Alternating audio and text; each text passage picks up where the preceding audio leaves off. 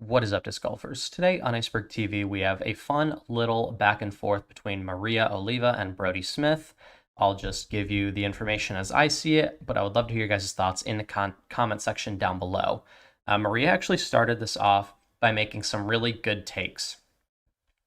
My first year on tour, I was so worn out because I was not in good athletic shape. This year, I have a totally different lifestyle and schedule because of how long and demanding these courses are. Staying in your comfort zone only limits you. Get out of it as soon as possible.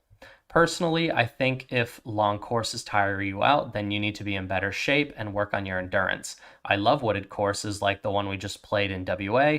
I also played these long AF courses because they feel like a challenge mentally and physically.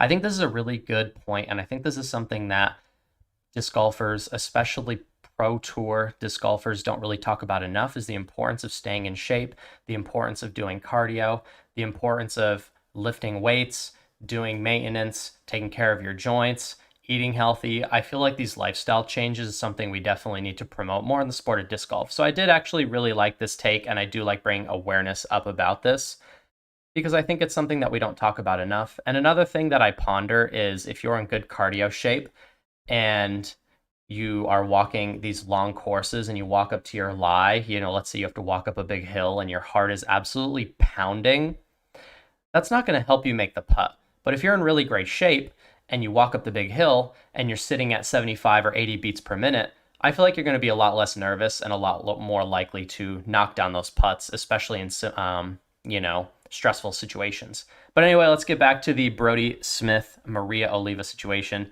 I just thought that was something that it's important to me that people who play disc golf stay healthy and have longevity in the sport.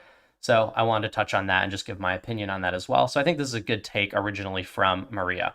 So now we have Brodie Smith tweeting based on what Maria Oliva said, "Do you want to come on the podcast tonight?" And I'm not sure who this Rusty Shackelford is, but they said, "I think she'd probably rather eat glass, but it can't hurt to try." That's like a classic Brodie hater statement. Brodie says why. And then this was the response from Maria. "It's actually easier to express myself in writing than write a complete stranger in a studio for clout. Considering I've been within 5 feet of you numerous times in the course and you've never made an effort to introduce yourself, I'm good on the podcast. TY though." Now, I think blaming Brodie for not introducing himself, my initial thoughts was this is a bad take because this goes both ways. Maria Oliva has stood within, 5 feet of Brodie Smith numerous times and didn't introduce herself to him. And Brodie Smith is a really good person to know if you're in the sport of disc golf. It can help grow your brand, can help get you connected probably with, Discraft, which is a really great sponsorship opportunity down the road. Having some kind of relationship with Brodie Smith, if you have the opportunity, is probably going to be a good thing for your brand. Also puts you in an opportunity to get on their podcast, which is also a good thing for your brand. And we have, I don't know who this guy is with the little Goku here, but I mean, this is the perfect reaction. This is Maria Oliva driving across the bridge and burning it. So I thought this was a great analogy for the situation. I think it was a silly way to burn the bridge between her and Brodie Smith. This is Brodie Smith's reaction to what Maria Oliva said. This was on the Tour Life podcast. Go listen to the podcast. I'll link this episode in the description below. But really, really great episode. Probably the best episode they did so far. Like the interactions that I've had with her is like when she's like around Luke Sampson or something, or she's with a bunch of other FPO players and they're playing. Like I haven't I don't put myself in positions to I don't know. So I just thought that was a weird thing. Cause again, the other thing is like this podcast, like that was me kind of like reaching out to be like, hey, I want to bring you on to like get to know you, like to talk to you. Yeah.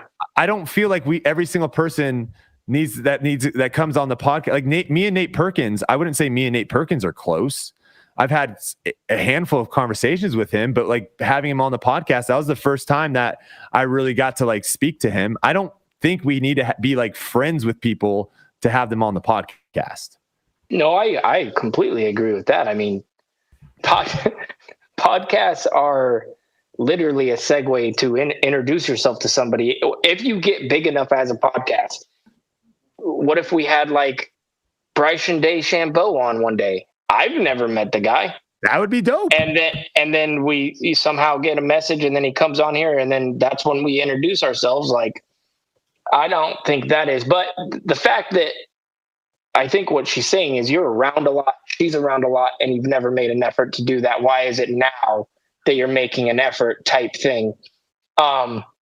Which I think you just I didn't have a reason. There's a bunch of people on the MPO side too that I don't have any sort of, that I've never played around a disc golf with. Me too. And I don't know.